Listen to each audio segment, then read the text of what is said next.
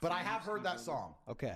I've definitely heard it. All right. But I didn't know who it was by. I never This got the name. one, I don't know if this is your jazz. I personally think this is a track. Yeah, that was pretty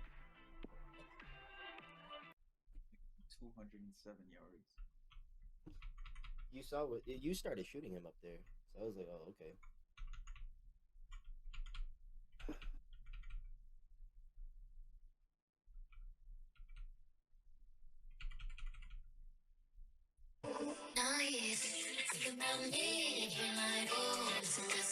Is it?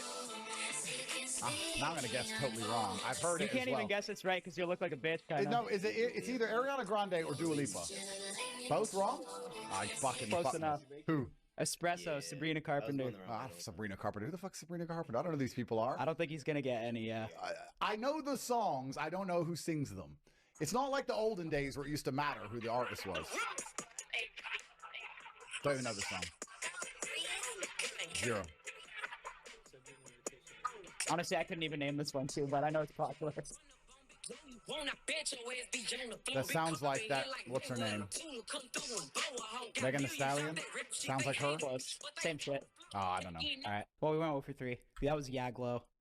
Yeah. So you're. I mean, I might I'm get roasted. disconnected. Yeah. I don't know. You know, it's kind of amazing. Music used to matter. Like the song would come out and it'd be the song of the summer. I'm old enough to remember this. How old are you? 30. Ah, you're a youngster. I'm a real old man. I'm 38. So I remember one song would be the song. How old are you? 30. Oh, you're a youngster. I'm a real old man. I'm 38. Get the fuck out of here. Of the summer, and everybody knows who sung it, and it would be the biggest track ever, and it would matter, and everyone would buy the CD, and you couldn't listen to it free online, and you sit there and watch the music channel all day waiting for it to come on. Now there's just so much music being pumped out on Spotify. It's ridiculous. What I did you don't know. listen to growing up? Like what's like nostalgic for you? The only thing that was playing in my house was my father's music, which was Bobby Womack. Usually, it was like soul.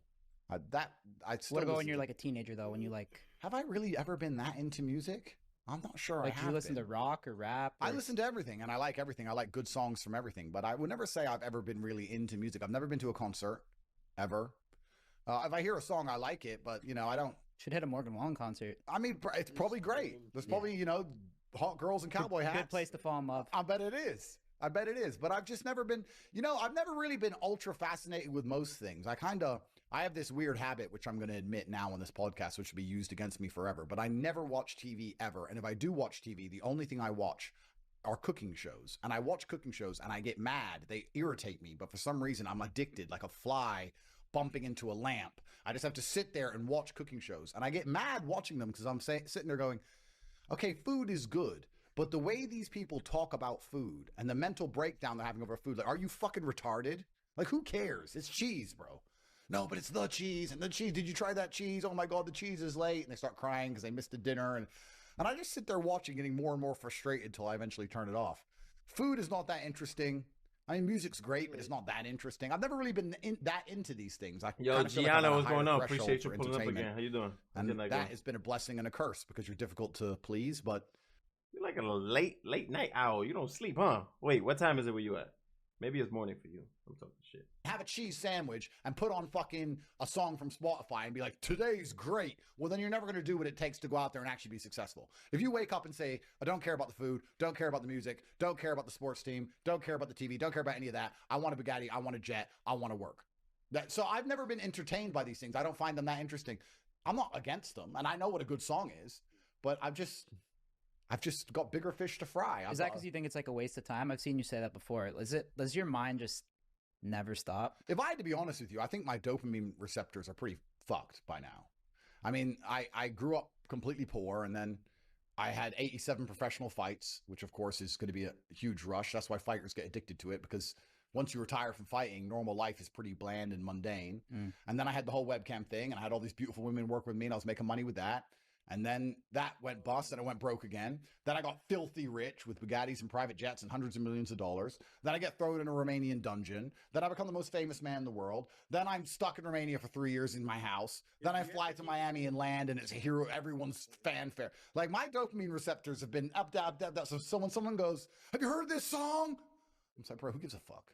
Like, I've done too many bigger things. It's like a man who's been to war. And then he comes back and they're like, do you want to watch this movie? He's like, not really. Like, I'm used to getting shot at. I don't give a shit about this movie. It doesn't matter anymore. So At this moment in time, are you like happy? I wouldn't say I'm unhappy in any way. And I would say I'm happy, yes, but the whole idea of happiness in and of itself is skewed in the Western world, especially in the masculine frame, because there's so many men who are waking up complaining about the fact they're not happy, which is the strangest mindset. Tate kills me. He always got a real in-depth answer for a question. That I think a man can have. Because as a man, how happy you are has absolutely nothing to do with how you live your life and how you perform and what you need to do. How happy you are is a pointless measurement. So why do you even measure it at all? I would argue that as long as you're not distraught, as long as someone you love didn't die that day, heaven forbid that happens often, let's say a couple of times a decade, besides those days, you should go to the gym and perform and make your money and do what you need to do. Who gives a shit if you're particularly smiley or not? I think it's quite binary. This whole idea of how happy am I is the easiest way for a man to destroy his life. If you're chasing happiness, you're only going to do hedonistic garbage and achieve absolutely nothing important. If you wake up and say, I don't care how happy I am, I want to be proud of myself and I want to make other people proud of me, so I have to do all these things irregardless of how I feel, you're going to have a fantastic life. If you wake up and say, I want to be happy, you're going to chase silly hoes, drugs, and alcohol. But that's temporary happiness, right? But how else can you get instant happiness unless it's temporary? To get long-term happiness is something that's only going to come from dedication and hard work, which requires short-term suffering. It's just delayed. So if you're dedicating yourself and working hard for the future happiness, but especially considering the fact that most people are never happy with what they get and you always want more, your life just becomes hard work and dedication and struggle and suffering. And that's what you just exist within. And you don't operate under the paradigm of happy or sad. To me, it's quite binary. It's not a scale of how happy am I. It's just, has something terrible happened today? Am I distraught? No, then I'm happy. It's almost like there's no such thing as cold. It's just an absence of heat. In space, there's no cold. There's just heat or there's no heat. Well, if there's no despair, heaven forbid a family member dies. If there's no despair, then there's only happiness left. I was happy in jail. I'm happy here. I'm happy in Romania. I'm happy if they arrest me again. I'm happy all the time because unless something truly devastating happens, it's the only frame I operate under. But to me, happiness isn't the giddish, smiling, look at me, I'm happy. That's for children and women. And as a man, truthfully, you get your contentment. I wouldn't even say happiness, but you achieve your contentment through making others happy. I feel content when my children are happy. I feel content when I make my woman happy. I get more from giving than receiving. That's why Christmas is set up the way it is and dad never gets anything. We give. We go to work, we struggle, we make money, we suffer so others can be happy because of us. It's not our job to be happy ourselves. You show me a man who wakes up and says he wants to be happy himself, I'll show you a bitch. Because that's not what you're supposed to do. As a man, you're supposed to wake up and say, all right, my life might be shit. I'm going to suffer. I may be miserable. But every single person I love is going to be happy. Instead.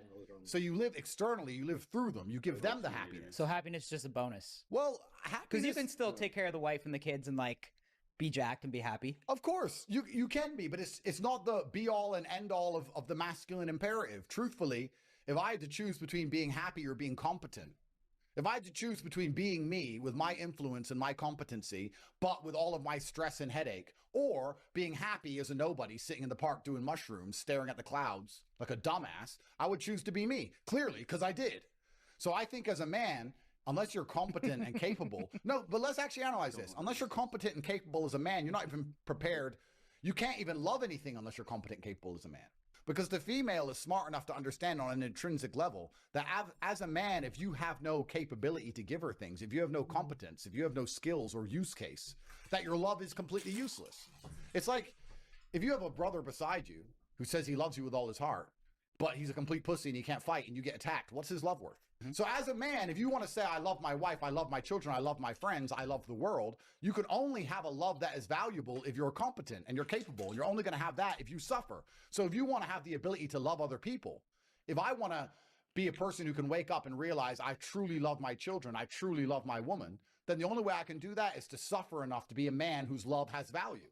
If I wake up and say, I truly love the people I care about, but I want to be happy, so I'm going to go and sit in the field and take mushrooms and be a dumbass, well, then my love is completely valueless. Because when they call me and say, there's a problem, Andrew, you love me, fix it, I'm going to say, I can't.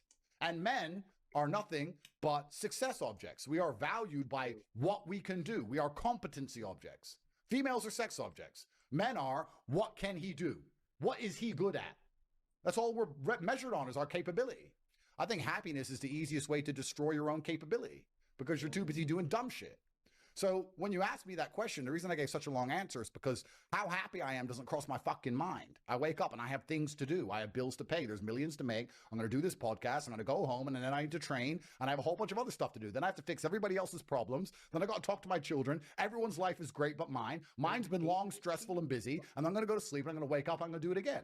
There's no time for me to be happy in any of this equation ever. And if I choose happiness, if I decide to be happy, then I can't love the people I love properly, because then I become useless. All right, guys, if you are doing any type of e-commerce online and you're not using Shopify, you're making your life way. We got unchecked. You shop Shopify, in that a lot of males are not elevated. What do you want? Yeah, this one.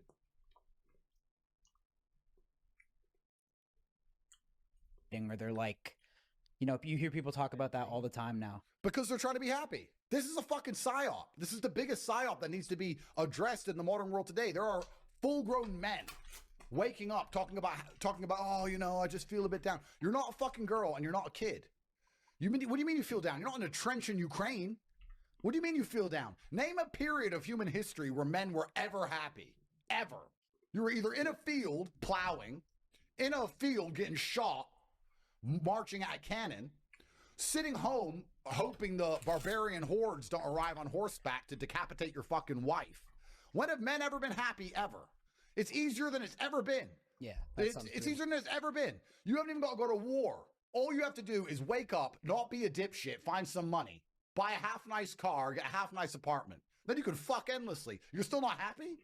Well, then you're an idiot. So you think it's about perspective? I think it's about a bunch of selfish losers who are having the fem-centric psyop permanently ingrained inside of their minds of this endless chase for giddish, childish happiness. The happiness you felt when you were 5, newsflash, the happiness you felt when you were 5 years old is gone and it's never coming back. Those Christmas mornings that you enjoyed are gone. You are a grown-up. You are a man. Now, a woman can feel that. You can put a woman on a jet and take her somewhere she's never been, and she can be in love with you, and she can feel it like a kid. Your children can feel it. You can give it to others, but you are never going to feel it yourself. And if you chase it, you're going to end up on drugs, doing dumb shit, losing everything you've ever cared about. So just forget about happiness. Forget about it. You're not supposed to have it. I will genuinely state, and I state this as a matter of fact, I feel no more happy or sad here in Miami than I did in jail. Perhaps I feel I have more I can get done here. I feel more achieved. I feel less frustrated. True, because I was very frustrated in jail because I was constrained and I had lots to get done. But in terms of actual happiness, the level is basically exactly the same. Back to the grind tomorrow. Nothing's different. Nothing's different. I wake up and I have things to do, and I'm going to do them to the best of my ability. Perhaps in jail I'm constrained. It's a little bit harder. I get half an hour on the jail phone, have to talk in code. Here, I get a nice iPhone. I can text everything and get it all done. But my happiness is exactly the same. Well, what's your best advice to a guy that's been like rejected or cheated on by a girl? Well, he probably deserved it. I don't give a fuck about these pussies either, because we're men. You have to take accountability for all these things. What do you mean rejected by a girl? I don't get rejected by girls. Why? I don't give a fuck about these pussies. This is an interesting question. A guy will come up to me and go, girls reject me. I'll say, okay. Well, they don't reject me. He goes, oh, that's because you're big, strong, rich, and famous. Well, then you have the answer. Get big, strong, rich, and famous. Why are you a skinny little pussy? So what do you want me to do about it? Women are a fantastic litmus test. Women are the mirror to the world. That's what they are. The way women treat you tells you everything you need to know about you. Because we can complain about women all day long, but I'll sit here and say that women definitely shoot their shot, and women are definitely loyal, and women definitely obey, and they'll clean your room, and they'll make you coffee, and they'll share you, and they'll do anything you fucking say. That's what I'll say, and people will go, oh, only for you. Well, why is that? Because I'm highly achieved.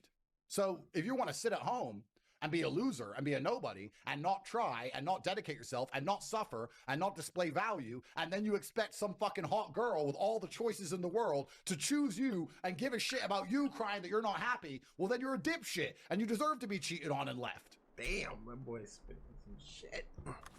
As a man, every single thing that happens to you in your life, you absolutely, completely deserve, including that woman cheating, because she wouldn't cheat on everyone. There are some complete whores, fine. But then, we go deeper down the rabbit hole. If you're dating a girl who's a complete hoe who will cheat on absolutely every single man she's ever with, why are you even with her? Mm-hmm. Or why do you care when she cheats? Take her for a spin and say, I don't give a fuck. Right? What? I said I brought the sniper and the tool to put on the boat. And then I got the shits to put on the ambulance. Okay. Sounds like you're ready. So hopefully. You're falling in love with tramps, and then you're emailing me for advice. Well, you're a dummy.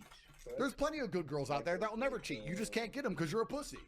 Right? We can't psyop the entire female population. Women with unlimited options, which is what they have via their Instagram profiles.